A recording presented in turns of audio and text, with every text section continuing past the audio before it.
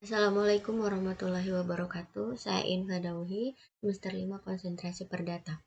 Pada kesempatan kali ini saya akan mempresentasikan materi terkait hukum perlindungan konsumen. Perlindungan konsumen berdasarkan pasal 1 angka 1 UPK adalah segala upaya yang menjamin adanya kepastian hukum untuk memberi perlindungan kepada konsumen. Konsumen adalah setiap orang pemakai barang dan atau jasa yang tersedia dalam masyarakat, baik bagi kepentingan diri sendiri, keluarga, orang lain, maupun makhluk hidup lain dan tidak untuk diperdagangkan. Asas dan tujuan perlindungan konsumen. Upaya perlindungan konsumen di tanah air didasarkan pada sejumlah asas dan tujuan yang telah diyakini bisa memberikan arahan dan implementasinya di tingkat praktis. Dengan adanya asas dan tujuan yang jelas, hukum perlindungan konsumen memiliki dasar pijakan yang benar-benar kuat. Berdasarkan Undang-Undang Perlindungan Konsumen Pasal 2, ada 5 asas perlindungan konsumen. Yang pertama asas manfaat, yang kedua asas keadilan, yang ketiga asas keseimbangan, yang keempat asas keamanan dan keselamatan, dan yang terakhir adalah asas kepastian hukum. Berdasarkan asas-asas tersebut, maka pasal 3 Undang-Undang Nomor 8 tahun 1999 tentang perlindungan konsumen menyebutkan bahwa perlindungan konsumen bertujuan untuk meningkatkan kesadaran, kemampuan, dan kemandirian konsumen untuk melindungi diri, mengangkat harkat dan martabat konsumen dengan cara menghindarkan diri dari akses negatif pemakaian barang dan atau jasa, meningkatkan pemberdayaan konsumen dalam memilih, menentukan, dan menuntut hak-haknya sebagai konsumen, menciptakan sistem perlindungan konsumen yang mengandung unsur kepastian hukum dan keterbukaan informasi serta akses untuk mendapatkan informasi, menumbuhkan kesadaran pelaku usaha mengenai pentingnya perlindungan konsumen sehingga tumbuh sikap yang jujur dan bertanggung jawab dalam usaha, serta meningkatkan kualitas barang dan atau jasa yang menjamin kelangsungan usaha produksi barang dan atau jasa, kesehatan, kenyamanan, keamanan, dan keselamatan konsumen. Selanjutnya, klausula baku. Klausula baku adalah setiap aturan atau ketentuan dan syarat-syarat yang telah dipersiapkan dan ditetapkan terlebih dahulu secara sepihak oleh pelaku usaha, yang dituangkan dalam suatu dokumen atau perjanjian yang mengikat dan wajib dipenuhi oleh konsumen. Pengertian ini berdasarkan pasal 1 angka 10 Undang-Undang Perlindungan Konsumen. Sebagai contoh kasusnya, sering kita temui apabila membeli suatu barang terdapat pada nota atau faktur atau kwitansinya suatu pernyataan yang berbunyi, barang yang sudah dibeli tidak dapat ditukar atau dikembalikan. Pernyataan klausula baku ini tentu saja sangat merugikan konsumen apabila ternyata barang yang dibeli tersebut dalam keadaan rusak, tidak berfungsi sebagaimana mestinya, atau kondisi barang tidak sesuai dengan apa yang dijanjikan. Karena adanya pernyataan tersebut, pelaku usaha merasa bahwa berhak menolak pengembalian barang ataupun melakukan penggantian.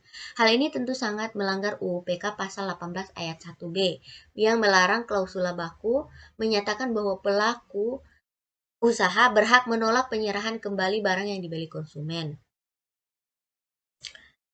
Selanjutnya saya akan membahas terkait hak dan kewajiban pelaku usaha. Seperti halnya konsumen, pelaku usaha juga memiliki hak dan kewajiban. Hak pelaku usaha sebagaimana diatur pada pasal 6 UU PK adalah: yang pertama hak untuk menerima pembayaran, yang kedua hak untuk mendapatkan perlindungan dari tindak konsumen yang tidak beretikat baik, yang ketiga hak untuk melakukan pembelaan diri sepatutnya, yang keempat hak untuk rehabilitasi nama baik, dan yang terakhir hak untuk diatur dalam ketentuan perundang-undangan lainnya. Kemudian kewajiban pelaku usaha menurut ketentuan pasal 7 UU PK. Kewajiban pelaku usaha yang pertama yaitu beritikat baik dalam melakukan kegiatan usahanya, memberikan informasi yang benar, jelas, dan jujur mengenai kondisi dan jaminan barang atau jasa. Yang kedua, memperlakukan atau melayani konsumen secara benar dan jujur serta tidak diskriminatif. Yang keempat, menjamin mutu barang dan atau jasa yang diproduksi atau diperdagangkan. Yang kelima, memberi kesempatan kepada konsumen untuk menguji dan atau mencoba barang atau jasa tertentu. Yang keenam, memberi kompensasi ganti rugi atau penggantian barang atas kerugian akibat penggunaan atau pemakaian dan pemanfaatan barang.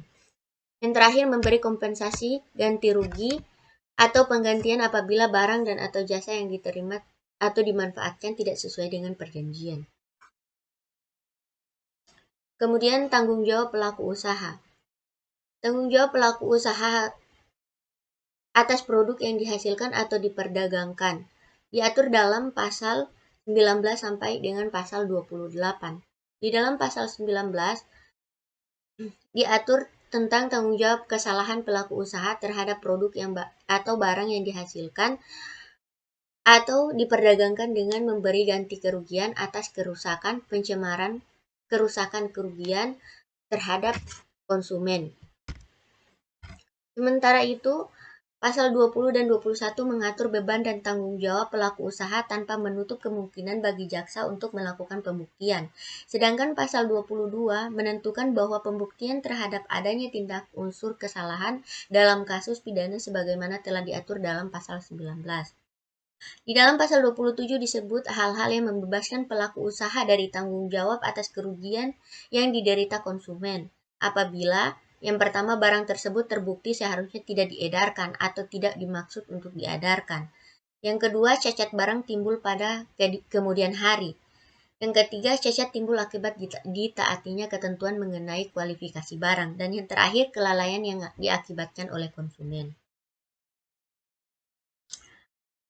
Selanjutnya, perbuatan yang dilarang bagi pelaku usaha. Perbuatan yang dilarang bagi pelaku usaha diatur dalam bab 4 pasal 8 hingga pasal 17 Undang-Undang Nomor 8 Tahun 1999 tentang perlindungan konsumen. Ketentuan-ketentuan tersebut dibagi menjadi 3. Yang pertama, larangan bagi pelaku usaha dalam kegiatan produksi yang diatur dalam pasal 8. Yang kedua, larangan bagi pelaku usaha dalam kegiatan pemasaran diatur dalam pasal 9 sampai pasal 16. Dan yang terakhir, larangan bagi pelaku usaha periklanan yang diatur dalam pasal 17. Undang-undang ini secara khusus mengatur mengenai perbuatan hukum yang dilarang bagi pelaku usaha, seperti larangan dalam memproduksi atau memperdagangkan barang atau jasa tidak sesuai dengan standar yang dipersyaratkan dalam ketentuan perundang-undangan. Larangan dalam memperdagangkan barang yang rusak, cacat atau bekas, dan tercemar tanpa memberikan informasi secara lengkap dan benar atas barang tersebut. Intinya adalah pelaku usaha bertanggung jawab atas segala kerugian yang timbul dari hasil produk atau jasanya, seperti yang disebutkan pada pasal 19 ayat 1. Yang terakhir, lembaga penyelesaian konsumen di luar pengadilan. Penyelesaian sengketa konsumen di luar pengadilan diselenggarakan untuk mencapai kesepakatan mengenai bentuk dan besarnya ganti rugi, atau mengenai tindakan tertentu untuk menjamin tidak akan terjadi kembali atau tidak akan terulang kembali kerugian yang diderita oleh konsumen.